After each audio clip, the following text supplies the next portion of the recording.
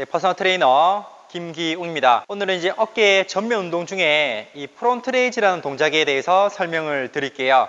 덤벨로도 할 수 있고 이 바벨로도 할 수 있는데 가장 많이 실수하는 문제점 중에 하나는 허리에 반동이 많이 들어간다라든지 어깨를 앞으로 너무 과도하게 뺨으로써 이 어깨 전면보다는 승모근이라든지 아니면 이 어깨 인대 쪽이나 건 쪽에 부담을 많이 주게끔 동작을 수행하는 분들이 계신 것 같아요. 그래서 그런 분들께 도움될 만한 영상 한번 남겨드릴게요. 자, 우리가 일반적으로 이 바벨을 잡고 프론트 레이즈를 많이 하세요. 팔과 팔 사이 간격은 어깨 넓이 정도 벌려주시고요.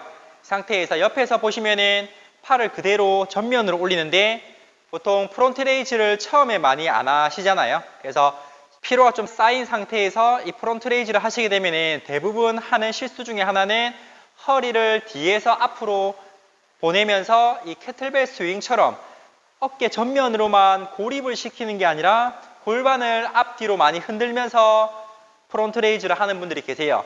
이렇게 하시면은 완전하게 고립을 할 때보다 훨씬 더 무게를 들 수 있지만 어깨 전면이 타들어간 느낌이 나지는 않거든요. 그래서 하실 때 복부랑 허리에 힘을 주시고 상체를 앞쪽으로 살짝 기울여 주셔야 돼요.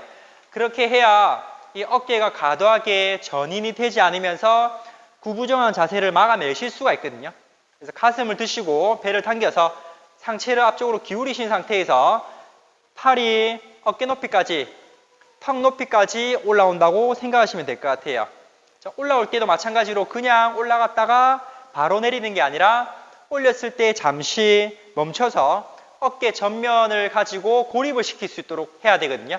그래서 팔을 올리실 때 잠시 멈췄다가 내리시는데 이때도 실수하는 것 중에 하나는 이 팔을 손목을 이렇게 말아버리는 분들이 계세요. 그래서 올리실 때 손목이 이렇게 말려 있는 게 아니라 손목과 손등은 최대한 일직선을 유지한 상태에서 위에서 한번 더 잡았다가 내릴 때도 그냥 힘을 빼버리면 근육이 긴장을 하고 있지 않겠죠.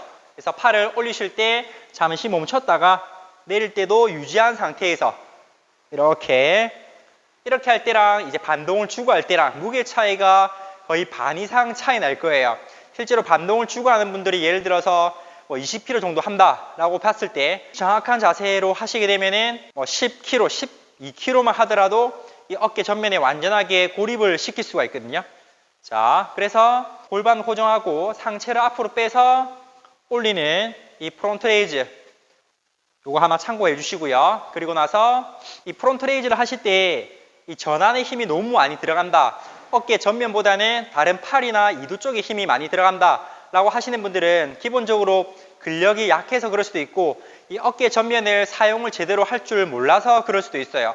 그런 분들께는 덤벨을 가지고 우리 앞전에 설명드린 해머컬 하듯이 손바닥을 마주 보신 상태에서 이 팔의 위치, 이 회전의 방향에 따라서 또 어깨 전면에 어떻게 힘을 가해줄 수 있을지에 대한 방법이 달라지는 거거든요. 자, 그래서 팔을 안쪽으로 손바닥을 마주 보시고 이렇게 안쪽으로 회전을 줄 때보다는 손바닥을 마주 보고 잡아서 올리시는 게 어깨에 부담이 조금 덜 가세요.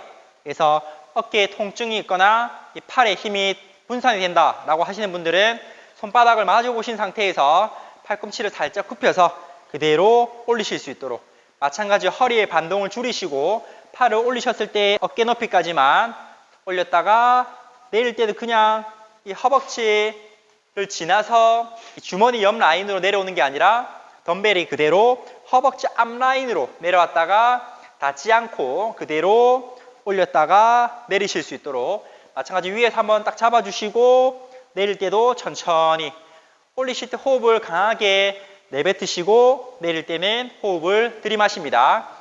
턱을 당기고 또 하셔야지 너무 고개를 뒤로 젖힌 상태에서 하시게 되면은 상체가 자연스럽게 뒤로 뒤집어질 수밖에 없어요.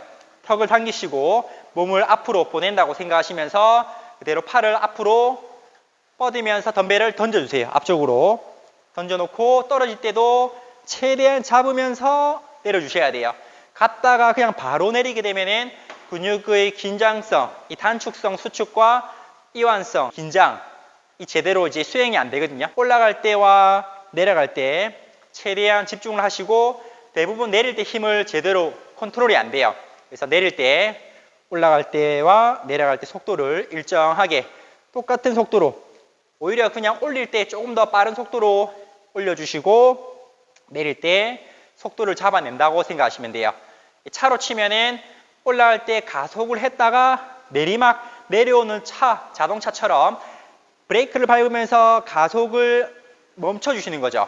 가속되어 있는 차가 빠른 속도로 내려오지 않게끔 브레이크를 밟으면서 내려오시는 거예요.